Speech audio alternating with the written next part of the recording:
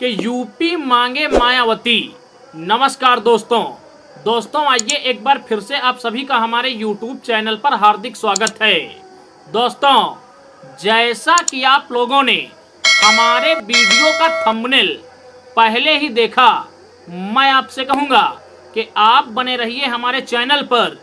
इस वीडियो में मैं थंबनेल के अनुसार ही चर्चा करूंगा। दोस्तों, 2012 के बाद जितने भी विधानसभा और लोकसभा के चुनाव हुए, उन सभी चुनावों में मुस्लिम समाज के लोगों ने समाजवादी पार्टी को एकमुश्त वोट किया, क्योंकि मुस्लिम समाज के लोगों को ऐसा लगता था कि उत्तर प्रदेश के अंदर सपा प्रमुख अखिलेश यादव ही इनकी मुखर आवाज हैं।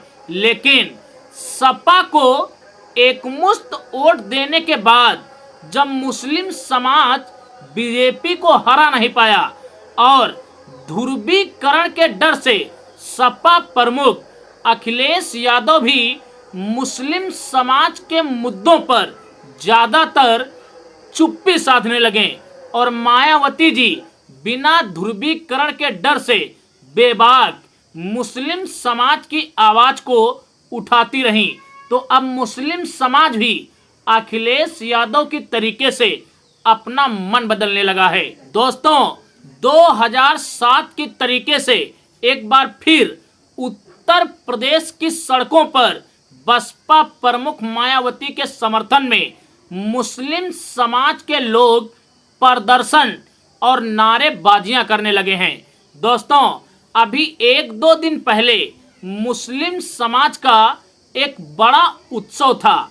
इस उत्सव पर जिस तरीके से अखिलेश यादव ने मुस्लिम समाज को बधाई दी, उससे भी मुस्लिम समाज में नाराजगी है।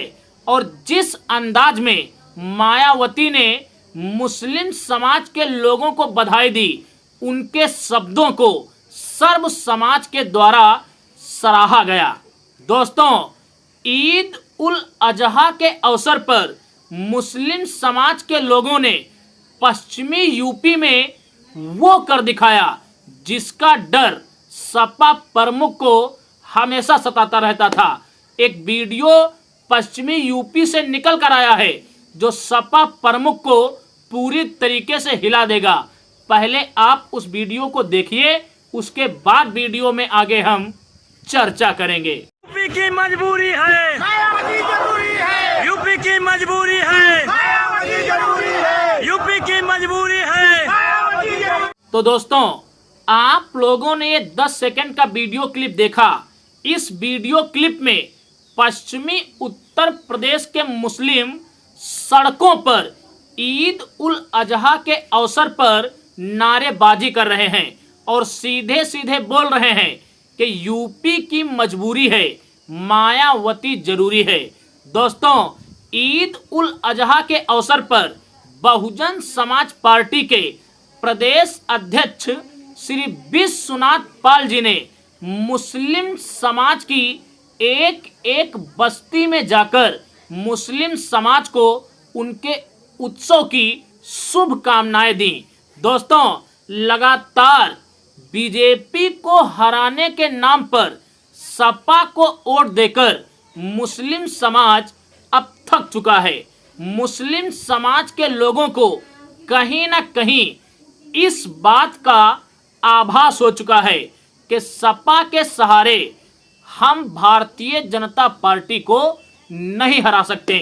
शायद इसीलिए मुस्लिम समाज अब बहुजन समाज पार्टी की ओर पलायन कर रहा है और इसके तमाम उदाहरण आप देख रहे हैं कि बड़ी संख्या में मुस्लिम समाज के लोग अब बहुजन समाज पार्टी को ज्वाइन भी कर रहे हैं। दोस्तों, इससे पहले मुस्लिम समाज के लोग गुमराह थे, क्योंकि मुस्लिम समाज के लोगों को मुस्लिम समाज के बड़े बड़े नेता ये सिखा रहे थे कि भारतीय जनता पार्टी को सिर्फ और सिर्फ समाजवादी पार्टी ही हरा सकती है।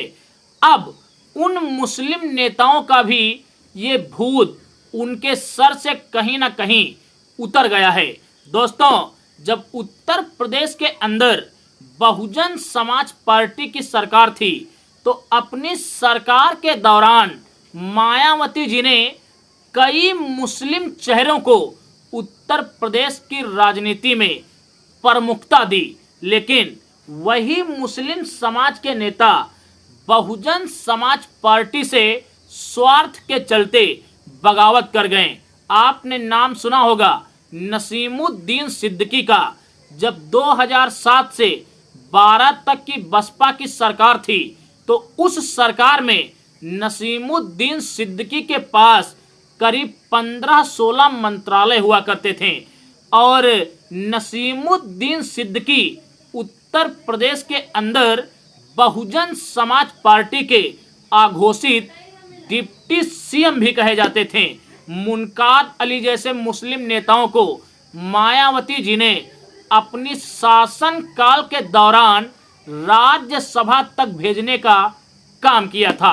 दोस्तों, बाद में नसीमुद्दीन सिद्दीकी बसपा से रुष्ट हुए और वो सपा में गए, लेकिन अभी एक टीवी चैनल को अपना इंटरव्यू देते हुए उन्होंने कहा था कि मेरे करियर की सबसे बड़ी भूल थी बहुजन समाज पार्टी से बगावत करना।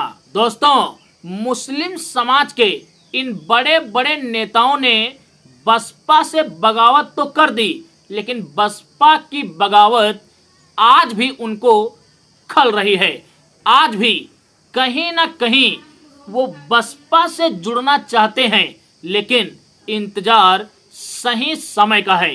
दोस्तों, इस समय उत्तर प्रदेश के अंदर कांग्रेस समाजवादी पार्टी के साथ गठबंधन में है। अभी कुछ दिन पहले राहुल गांधी ने बयान दे दिया था कि अगर बसपा हमारे अलायंस में होती तो हम संभवतः ही भारतीय जनता पार्टी को हराने में सफल होते। दोस्तों, राहुल गांधी इस समय देश के अंदर मुस्लिम समाज के सबसे बड़े नेता हैं।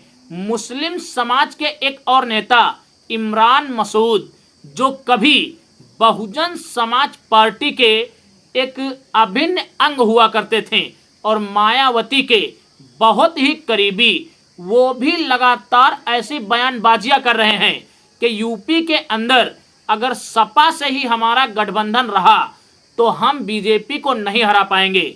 अगर यही गठबंधन बहुजन समाज पार्टी से हो जाए तो संभवतः ही इस गठबंधन का फायदा दोनों पार्टियों को होगा और हम भारतीय जनता पार्टी को शिकस्त देने में भी कामगार साबित होंगे। दोस्तों, इस समय उत्तर प्रदेश के अंदर मुस्लिम समाज और दलित समाज की राजनीति हाशिए पर है। मुस्लिम समाज और दलित समाज की आबादी मिलाकर उत्तर प्रदेश के अंदर करीब करीब 40% के आसपास होती है।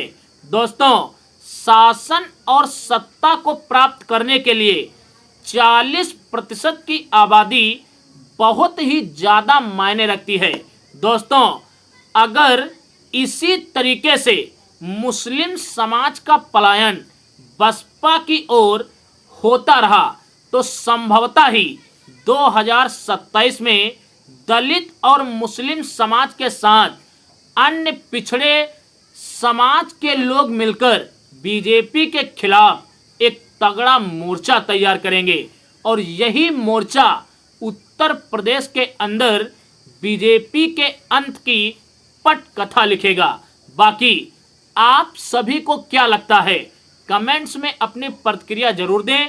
हम मिलेंगे एक अगले वीडियो में एक अगले मुद्दे के साथ। तब तक के लिए आप सभी को मेरा सादर जय भीम, जय भारत, जय संविधान।